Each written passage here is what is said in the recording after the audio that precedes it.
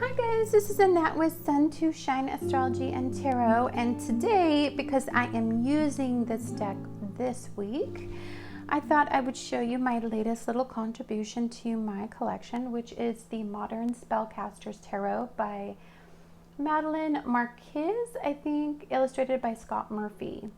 Here's the thing. We're going to talk a little bit about this deck, because I don't really say anything about card quality very often or about how I would do things differently, because it's art. So I feel like it's open for interpretation. Having said that, there were several bad reviews about this deck because of the card quality. Now I am surprised because it is a Llewellyn deck. But for whatever reason, this does not have the quality that the Llewellyn decks normally do. It was, looks like it's a 2016 deck, and so I know it's old news, but I'm upset. So I'll just show you, because I have opened it. Here is how it comes into the little box, and I really like the imagery on it. It's magnetic clasp, of course. I love, one of the reasons I got it was I was very excited to see all the elemental and the astrological references in this deck. The book is gorgeous, typical Llewellyn book. Having said that, I love the fact that it has reversals, and it has substantial paragraph for reversals, and it has the magical uses of this particular, let's see, what card was this? Let's say. Oh, this is your beautiful Queen of Pentacles. So it shows the description, and then but it rarely references why they choose what they choose. And so if you see like the King of Pentacles here, I'm very interested in all the symbolism in cards. That's very important for me. So then I kind of tried to look around in the book of like, okay, well, maybe they have them listed at the beginning or the end of the book. And it's more about, obviously, since it's a spellcaster's handbook, it's more about spells and that sort of stuff. Having said that, I mean, it's got some very interesting things that this book adds. Each book that comes out of Llewellyn has just a little bit different take. And so I read these books thoroughly every single time. I haven't read this one because I was unsure if I would actually keep it. I'm going to show you why. I don't know if it'll pick up on camera. Let's see if I can get the shine on this. See that? It dents easy, like really easy. Like that was from my fingernail. And I looked, and all my other Llewellyn decks don't do this. So I'm a little confused why this one is so easily dented. Like, look at that. That's frustrating. And that's literally just opening it. That's not even using it. So that was frustrating to me. I've heard a lot of talk about the peeling and the chipping that is also going to happen in this deck. And I thought about it, and I just don't know, because the artwork is everything. It's everything. It's what I personally respond to. And so there's a part of me that thinks I may keep it, but then there's a part of me that doesn't know. So I will see how I read with it, and if I fall in love with the vibe I get from the deck today, then I'm definitely keeping it, because it's so inexpensive that you could literally replace it if you needed to. So the box doesn't have like a little verse like some of them do. It's just a standard box, but it does have your little ribbon, and I love these little ribbons. And I love me a good box. I like presentation. I like the quality of the boxes always, and the quality of the books are always amazing with Llewellyn. So here's the back. The other thing I am frustrated with is, look at the fingerprints. Now I have a Venus in Virgo, and we are in Venus and Virgo season. So I might be a little pickier than I normally am. Just bear with me. It's energy. It's, it's typical Llewellyn stock, but I don't know, like there's something different about this deck for some reason for Llewellyn. But anyhow, let's go ahead and take a look at the deck. And I'm going to try not to, I'm going to be very careful about the glare on these cards. So this is the Fool. So here's what I love about this deck and why it stands out to me. So he has got the energy of taking action from the Sun, and he is solely going off of this instinct of the Moon down here. I also like that it represents consciousness and unconscious, because when you're the Fool, you're naive. You're not fully conscious of the totality of this lesson. And so they depict it so well. And I don't know, I really vibe with that. This Fool card is kind of gorgeous. Next we have the Magician here. I'll pull it back. Typical. I don't think anything stands out here to me particularly. I do like this lightning bolt, which suggests to me like awareness or a sudden idea. I also like that there are the ruins in the back, so maybe manifesting more than the current circumstance. That would be very easy to read in this particular card. But still, very, very classic depiction, I think. Trying to look if anything stands out to me. Flower symbolism is always important to me, so I always look up all the flowers. And then here, we have the High Priestess. Don't you find it interesting that she has no face? So it's literally, or excuse me, it's depicting a separation from self. And that's just the way that I interpret this deck. But I also love the detail in the book. I don't ever see that. And I do want to understand this stuff here. We do have the pomegranates still depicted on the back of this cloth. And we have a child here, which to me, I don't know, is it like a newness, a rebirth, a connection with the inner child? Like I'm not sure why, because usually I see children or the birth of a child with the Empress. I love the moon symbolism up here. The way that there's no face, it's pure instinct. It's pure intuition and spirit talking through this card for me. Okay, so this card, we have the Empress. Beautiful depiction. I was kind of interested to see, well, I feel like the skin might be green, just because green is fortunate. It's fortune, it's money, it's the material world, it's abundance, it's wealth. And she does definitely, that is what she stands for. I love that we have the cow here, and then in some decks I've seen the cow pregnant, because you don't see her pregnant, so I'm wondering if the cow is pregnant in the book. But I really like this depiction, and you know what's really weird? I don't see a Venus symbol, but she still has the stars on her crown. Very interesting. Just a slight bit different symbolism, but I like that. That's what I always look for. I don't want all the same deck. I want to see why they choose what they choose. And then we have the Emperor. And you can really feel the Aries energy in this card. I think they depicted it really well. I was trying to see if there's any, like, look at the acorn. Acorn is for sturdy, steady growth. It's a very, very strong seed. Slow growth. You can see the Aries symbolism right here. And I'm interested in this fire in the background. Like, is that like strong, steady, not worried about it, is going to manage that? He doesn't seem concerned at all with it. Seems close though. So I'm very interested to read why it's depicted that way. This one's beautiful.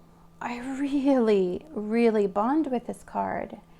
So the Hierophant is always one of those cards that's hard for me because I grew up in a very strict religious background, and I mean very strict, almost cultish. We belonged to the Worldwide Church of God, and it technically was a cult, but they called themselves Christian. So I was, everything was hyper managed through religion. I mean, we ate, we farmed according to religion, everything. So the Hierophant is always one of those cards that I really look at, and I hope that it embraces more of a spirituality take than a, like a religion-based take on it. I love the way this card represents the devil. But to me, this also just suggests like how far we go into the subconscious when we're being, so I feel like when the Hierophant teaches, it brings us into awareness and consciousness. And so it attaches us to faith. And sometimes we have to feel our way through a moment. Sometimes we have to just have blind faith, in some of our deepest, most emotional moments, in some of the moments where, our faith could be tested. These two are coming before and bowing before this strong religious depiction. So you can see the stability in it. You can definitely kind of get a Taurian vibe from this. But I'm just very interested in, and the amount of people that are faceless when they get to it, like an elevated level of like, it's more of like a spiritual approach to it. So we have the Lovers here. And again, I like this because this isn't representing a gender. It does represent fruitful growth. It represents they're doing, like a bonding ceremony. What I like about this too is that, it's consensual, it's mutual. There's two colors depicted, which suggests some sort of opposition. There's purity and love, and it's a beautiful card.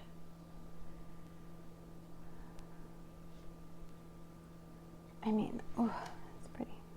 The Chariot's so crazy beautiful. This Chariot, you can just feel the energy. It's funny because the growth is what's pushing this card forward. It's when you bloom and when you achieve a goal, that's when you are going forward. And so nobody's driving this Chariot. It's just interesting. So just like fate, destiny, it suggests something else is driving the Chariot. The Strength card is beautiful if you are okay with nudity. This one doesn't hang me up at all. I'm not one for excessive nudity index. It just turns me off big time. This one is just beautifully done. It's very gorgeous. It's very majestic. It's just so tasteful. And I'm really interested in this stuff right here. So I hope it's covered in the book so much. Hermits are always kind of a favorite too of mine. Just because I relate so well to the Hermit's energy. I with so much Virgo in me.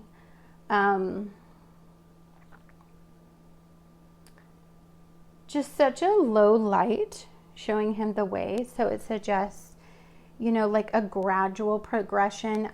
It suggests you can't see too far ahead. And so, you're slowly moving into this consciousness and awareness. Got the moon in the background. And if you look at how rough the Hermit's terrain is with just a dimly lit candle, I find that beautiful. This Wheel card is kind of just awesome. Look at that. It's got all the symbols of astrology on it. It's got these unique symbols here. I am just going to go head first into this one. I can't wait to just like really take a look at it. Just white, and to me, when it's up and it's like blind, I would think that when you're down here, you're more blind, but I don't know. Maybe I'm just looking at it, you know, in my own perspective, but we have Justice. And a classic depiction of like the scales and balancing the scales. Interested in these guys.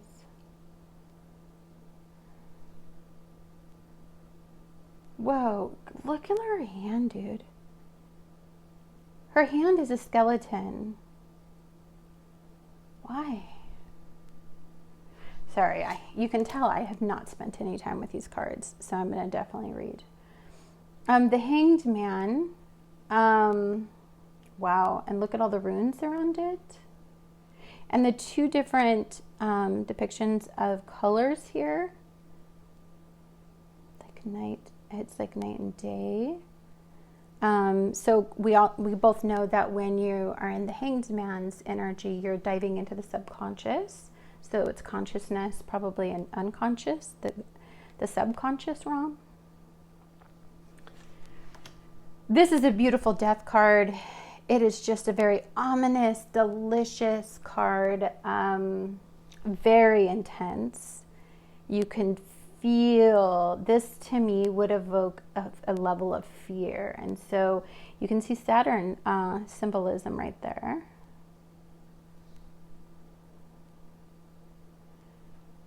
The price you pay.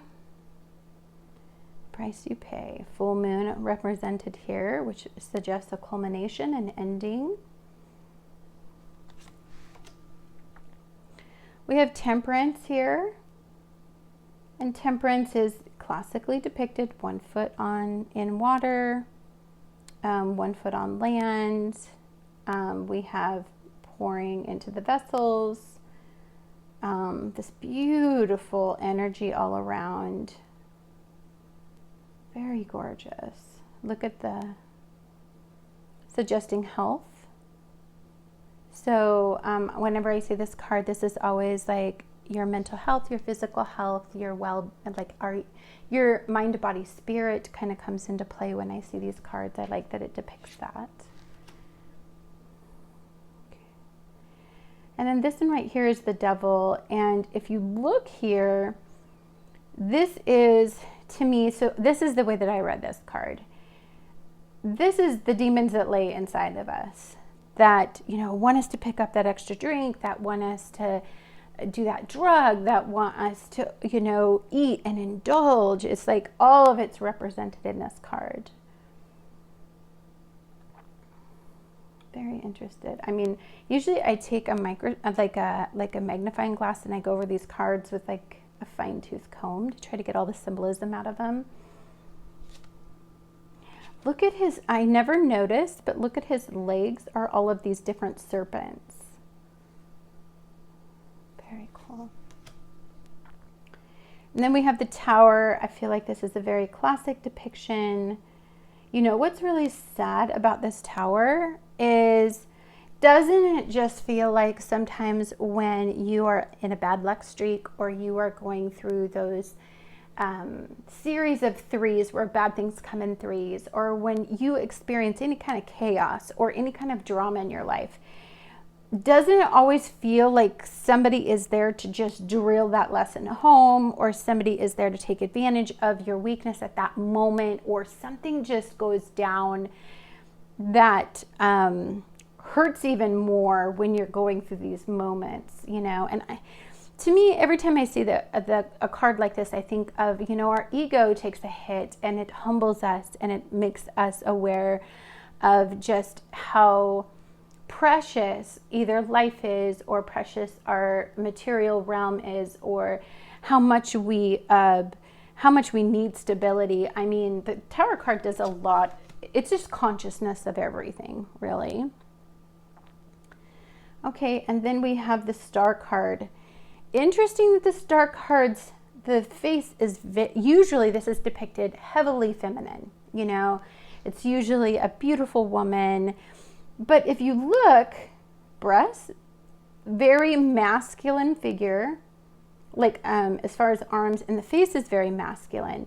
So to me, you could read this as the divine masculine and feminine are both visited. This could be the divine feminine and the divine masculine. I could read it that way. I'm not sure if I'm supposed to according to the book. But I'm also just looking at like the elevation, the awareness, and the awakening, and this futuristic quality that I get from this card, because it's an Aquarian card. This moon card is beautiful. It's kind of one of the reasons I got it. It feels very lunar to me. I can feel the lunar activity in this card. And you've got the Ankh here on this crustacean, as you know, the classic dog and wolf are like howling at the moon. The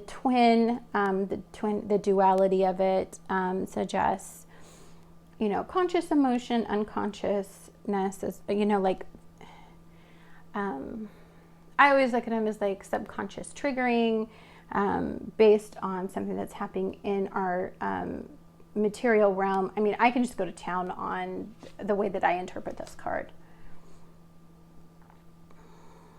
Okay. We have the sun here, very beautiful. Beautiful woman, baby on her lap, weaving, making something abundant. Little kiddo over here. Got this ship back here. Life is just very abundant. It's enjoyable. It feels very gratifying to look at this card.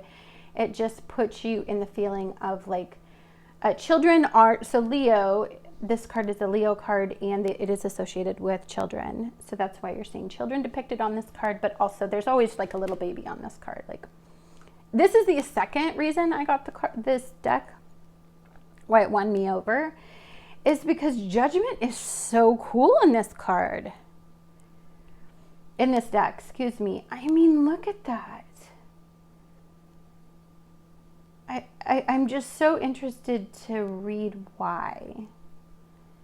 I'm telling you right now, if I ever make a tarot deck, you are going to know every symbol and why I chose it. If they don't put all the symbols in here, I'm going to be mad. Because it didn't look like it did. So here's the world, and this world card is very pretty. Okay, so diversity is amazing in this deck. Body positivity is great in this deck. Genderlessness, you know, non-binary is represented in this deck. The LGBTQ could read from this deck. I mean, I really love the way that this kind of embraces everything. And look, we've got a lot of symbolism in there. Got our little sag, and oh, it's so pretty. Okay. I love this Ace of Cups. That is one hell of an Ace of Cups, guys. Like, look at how extraordinarily beautiful this card is. Like, it's hard because I don't think I can give it up, and I know the card quality sucks, but I don't think getting more, like, look at this Two of Cups. Look. I mean, isn't that gorgeous? And then look, you've got the Three of Cups, which normally depicted three women, but we've got just friends. I've never understood why the Three of Cups has to be three women. Why can't it be a group of like three? It doesn't matter there's genders. Like, I don't get it. Because like, you're always hanging around with different sexes. I don't know. We have the Four of Cups, and he's got the little crabby on his head. Just suggests downtime, crabbing in, kind of going inside the shell. It looks like there's a very like a ritual and a way that this person embraces downtime, you know, kind of. I don't know. It's like such an unusual depiction of the Four of Cups, but whatever. I'll read about it and see what it has to say. And then we have the Five of Cups, and again, that's kind of a cool depiction, something a little different. Definitely get the wizard vibe from that, or the magical vibe from that. We have the little Six of Cups here. just little kids playing, just family time, just spending quality time together. I don't know, just doing what you should be doing. This was the third reason. Look at how gorgeous the Seven of Cups is. I love the astrology symbols because I'm an astrology nerd. Like, I love that so much. It can be confusing when you're activated by so many different planets, like what to choose from. I mean, I could just see, it's going to be hard for me to get rid of this deck for sure. Eight of Cups, you know, it's definitely suggesting that there's a conclusion, an ending, a disappointment, you know, a frustration. Look at the Nine of Cups. Like, definitely get the wish vibe. This is always my wish card. You get to, when this comes up, you get to wish for abundance in my readings.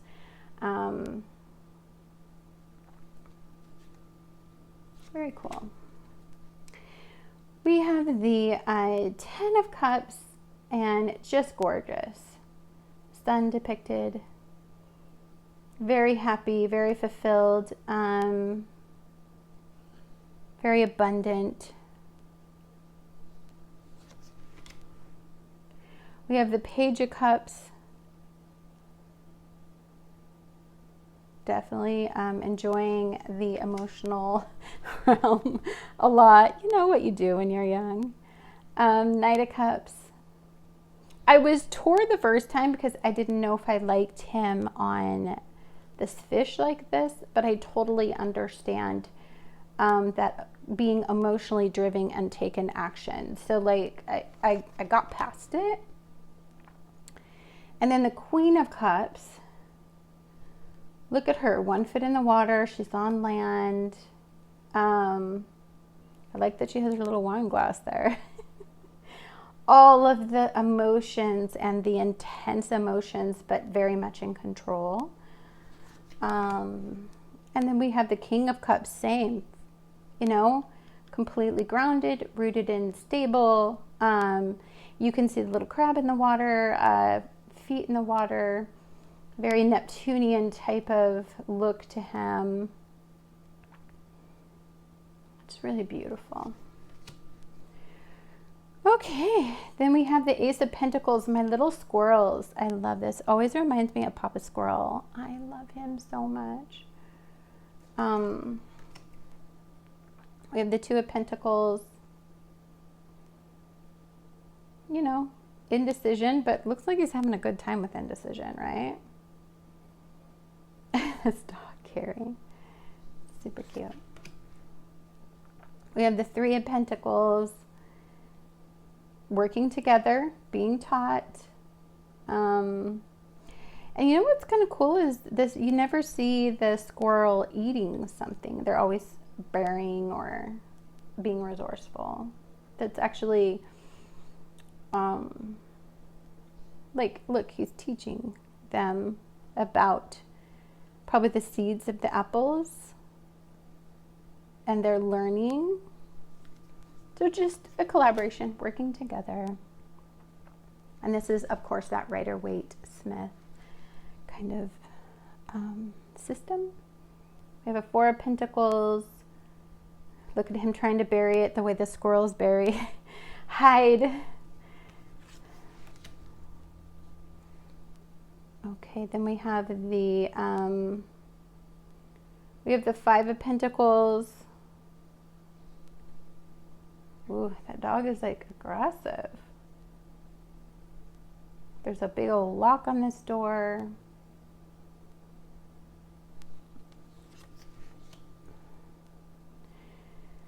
And then we have the Six of Pentacles.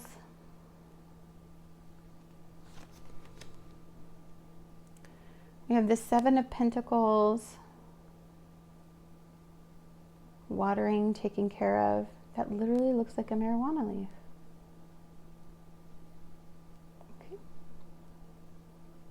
Okay. Like, I swear to you it does. Okay, maybe I'm wrong. This is an 8 of Pentacles. Beautiful 9 of Pentacles. Okay, so 9 of Pentacles is such a beautiful card. And it's usually another one of my wish cards. It means that you can, you know, wish for abundance. Her face doesn't look happy though, so I'm confused. I have to just read more into that one because I'm not sure why that one's just so bleak looking for a 9 of Pentacles.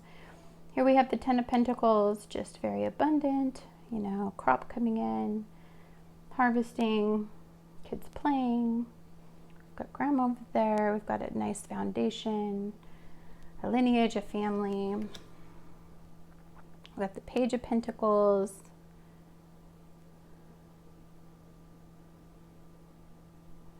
Happy dog. We have the Knight of Pentacles. This is just taking action, being resourceful.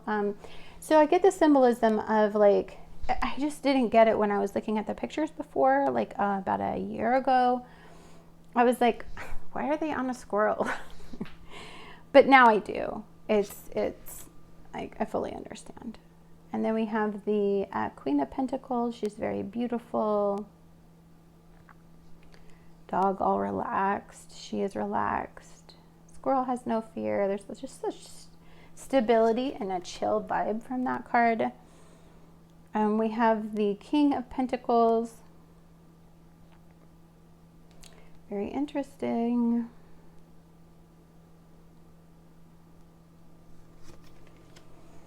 Okay, we have the Ace of Wands. You can feel the activity and action from this card. We have the Two of Wands.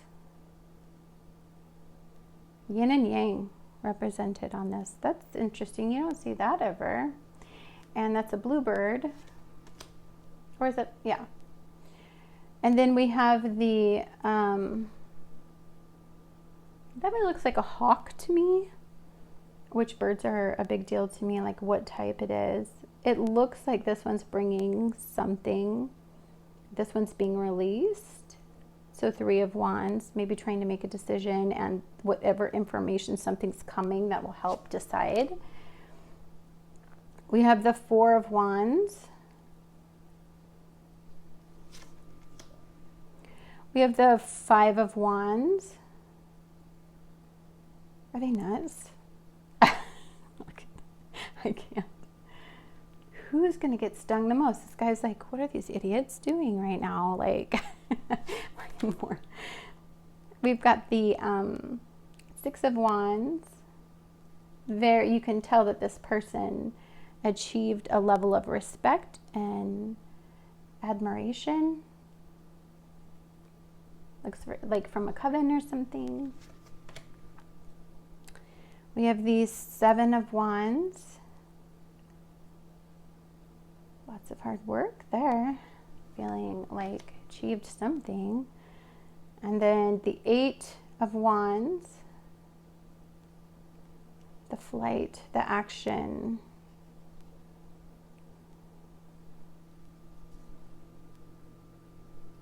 Sorry. This 9 of Wands, like, it's a struggle to see that, right? Or excuse me, this 9 of Wands. I apologize. Like, look at how brutal that looks. I mean, I know we've come to a completion and it's ended, but it doesn't look like it ended well. I mean, look at even the trees. They're all like barren. I don't know. Then we've got the 10 of Wands, just busting tail, just moving forward with the burden of everything, every action you've taken, every consequence of that action. You know, you're moving forward. I don't know how successfully. And you know what? Why isn't he using this card back here? He's carrying the burden himself. You understand what I'm saying?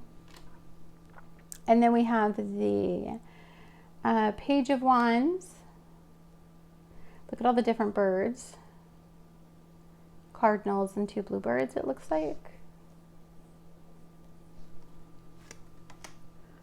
Look at that Knight of Wands just coming in on this hawk. Suggests a keen eye. Looking at the big picture. swift movement. We've got the Queen of, did I say, I better have said the Knight of Wands. I'm doing this at like 4 o'clock in the morning. We have the Queen of Wands. She's beautiful. The Cardinal up there.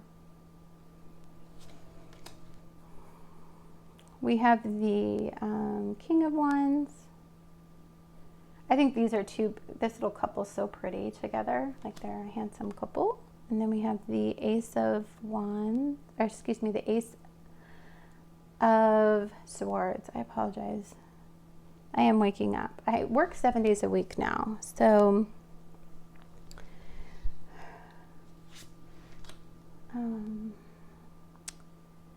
Two of Swords, the yin and the yang. 2 candles at different elevations. Wolf in the background. And the ice, the disconnection emotionally. This is a beautiful 3 of Swords.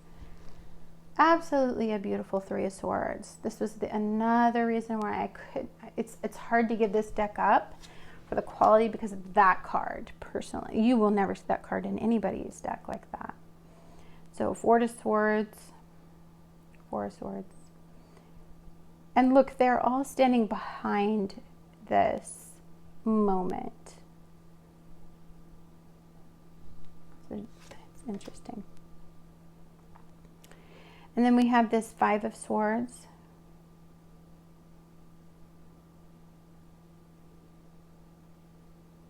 Doesn't look like there's much regret with this person. Doesn't look like this person is feeling any kind of guilt or loss. And then we have the 6 of Swords. The Sun taking action. And the reward that comes from taking action. Okay, we have the 7 of Swords. Leaving something behind. It was too hot to pick up because, you know, it's so close to the fire. I don't know. We have the 8 of Swords. The Sun. Definitely bound, stubborn, represented in this card. Stubborn as a ox. There's a need, there's a haste. You should be moving forward. There's a need to, but you're not.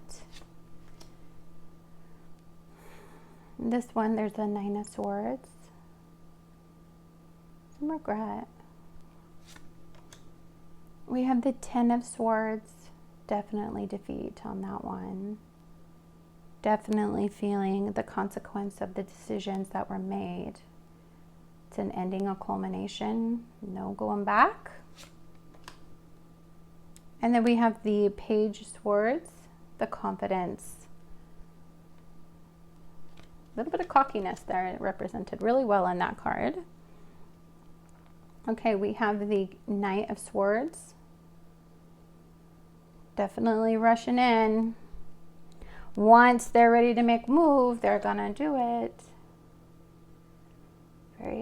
You cannot change that person's mind right there, for sure.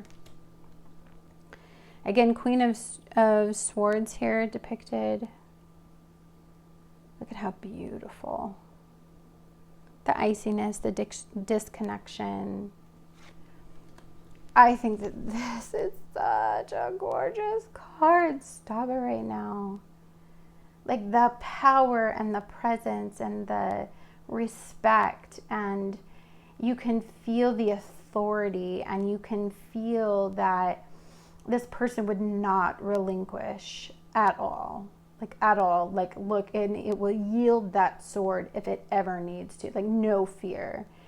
And the intuition super heightened because of the connection to the wolf. Very pretty.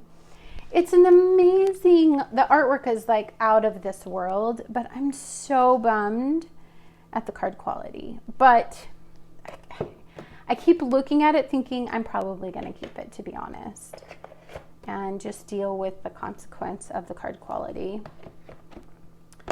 Anyhow, guys, thank you so much for tuning in. I hope you guys have a wonderful week. And tell me if you guys like this deck. I mean, if you felt like the card quality would stop you, or if you feel like it's okay that you're like me, where it's like, you give up a little card quality if the artwork is out of this world. And you know that the deck isn't going to last, but they're not that expensive. It's a mass-produced deck you can get off of Amazon, you know. But still, it is frustrating that it's not going to last, and you're going to bond with it, and then you're going to have to rebond with a different deck. I hope you guys have a great week. I'll talk to you later.